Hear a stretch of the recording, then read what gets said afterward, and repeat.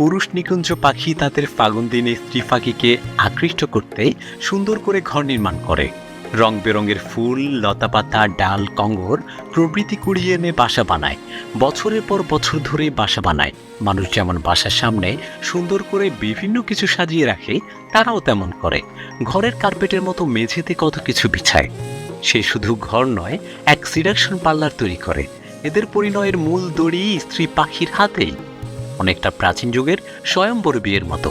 আগেকার রাজকন্যাদের বিয়ে এভাবেই হতো। রাজা আশেপাশের রাজ্যের গুণীদের, রাজাদের, রাজকুমারদের নিমন্ত্রণ করতেন।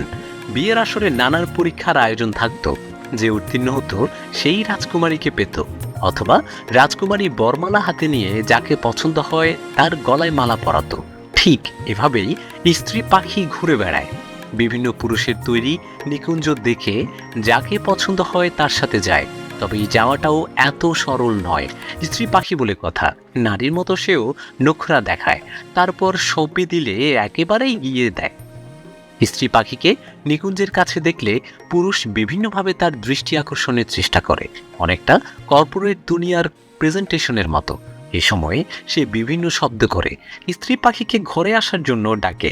সে বিস্ময়করভাবে অনেক অনেক শব্দ অনুকরণ করতে পারে, কিন্তু স্ত্রী পাখি তখন অনেকটা কনফিউজড থাকে।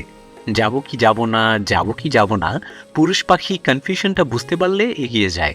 সে ফুলের কাছে গিয়ে ডানা নেড়ে দেখায়, এই দেখো ফুল, তোর জন্য এনেছি, চলে আয় কলিজা রাধা খান। স্ত্রী পাখি ভাবনায় ভাসতে ভাসতে শেষমেশ সিদ্ধান্ত নেয়, অনেকটা বাসর ঘরে ঢোকা কুমারীর মতো ধীর ভীতু পায়ে এগিয়ে যায়। আরেকবার সবকিছু দেখে ফাইনাল ইনকোয়ারি।